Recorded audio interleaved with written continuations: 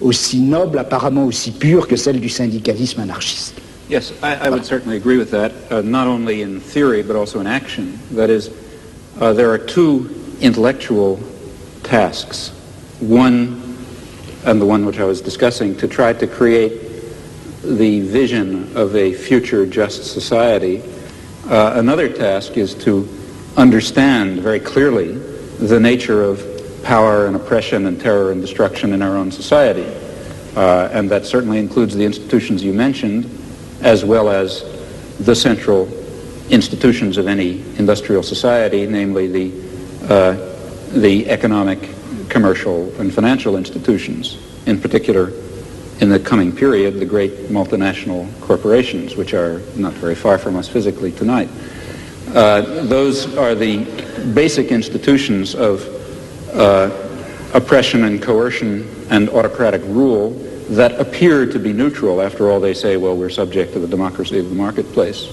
Still, I think it would be a great shame to lose or to put aside entirely the somewhat more abstract and philosophical, if you like, task of trying to draw the connections between a concept of human nature that gives full scope to freedom and dignity and creativity and other fundamental human characteristics, and relates that to some notion of social structure in which those properties could be realized, in which meaningful human life could take place.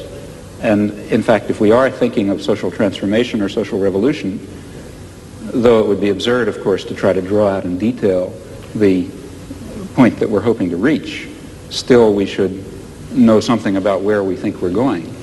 And such a theory may tell it to us. Oui, mais alors là, est-ce qu'il n'y a pas un danger? Si on dit qu'il existe une certaine nature humaine, que cette nature humaine n'a pas reçu dans la société actuelle les droits et les possibilités qui lui permettraient de se réaliser. C'est bien ce que vous avez dit, je crois. Et si on admet cela, est-ce qu'on ne risque pas de définir cette nature humaine à la fois idéale et réelle, cette nature humaine cachée et réprimée jusqu'à présent, est-ce qu'on ne risque pas de la définir dans des termes que nous empruntons à notre société, à notre civilisation, à notre culture? De sorte que, est-ce que la notion de nature humaine, vous-même, en commençant, vous reconnaissiez, je crois qu'on ne savait pas très bien ce que c'était que cette nature humaine.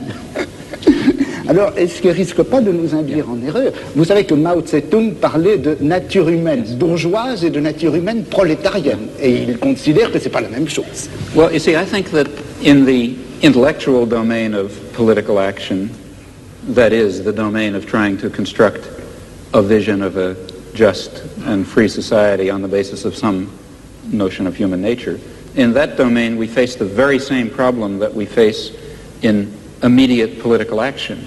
For example, to be quite concrete, a lot of my own activity really has to do with the Vietnam War, and a good deal of my own energy goes into civil disobedience.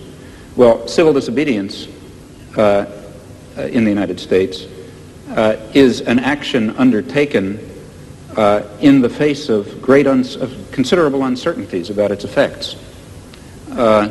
For example, it threatens the social order in ways which, let's say, one might argue, bring on fascism. That would be very bad for America, for Vietnam, for Holland, and for everyone else. So there's a danger, that is one danger in undertaking this concrete act.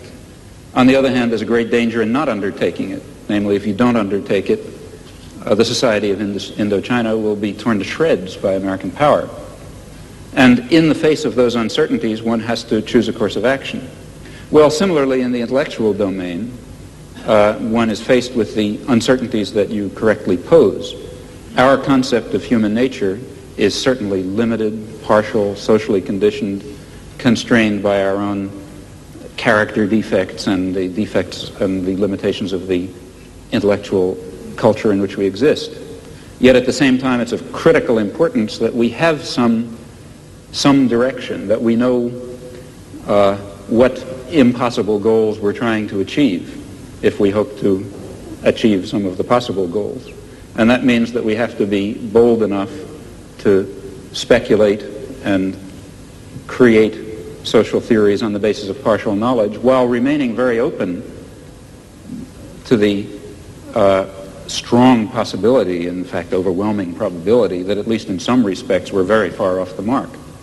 Il me semble que de toute façon, la notion même de justice fonctionne à l'intérieur de la société de classe comme revendication du côté de la classe opprimée et comme justification du côté de la classe oppressive. I don't agree with that. Et dans une société sans classe, je ne suis pas sûr qu'on ait encore à utiliser cette notion de justice. Yeah. Well, here I really disagree. I think that there is a sort of an absolute basis. If you press me too hard, I'll be in trouble because I can't sketch it out. But some sort of an absolute basis ultimately residing in fundamental human qualities in terms of which a real notion of justice is grounded. And I think that our existing systems of justice I think it's too hasty to characterize our existing systems of justice as merely systems of class oppression. I don't think that they are that. I think that they embody systems of class oppression, and they embody elements of other kinds of oppression. But they also embody a kind of a groping towards the true humanly valuable concept of justice and decency and love and kindness and sympathy and so on, which I think are real. Bon, est-ce que j'ai du temps pour répondre? Oui. Combien? Parce que 2 minutes.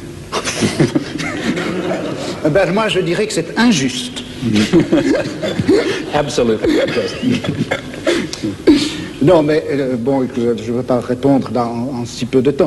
Je dirais simplement ceci. Je ne peux pas m'empêcher, contrairement à ce que vous pensez, je ne peux pas m'empêcher de croire que cette notion de nature humaine, cette notion de bonté, de justice, d'essence humaine, de réalisation de l'essence humaine, tout ça, ce sont des notions et des concepts qui ont été formés à l'intérieur de notre civilisation, dans notre type de savoir, dans notre forme de philosophie, et que par conséquent, ça fait partie même de notre système de classe, et qu'on ne peut pas, aussi regrettable que ce soit, on ne peut pas faire valoir ces notions pour décrire ou justifier un combat qui doit en principe bouleverser les fondements même de notre société.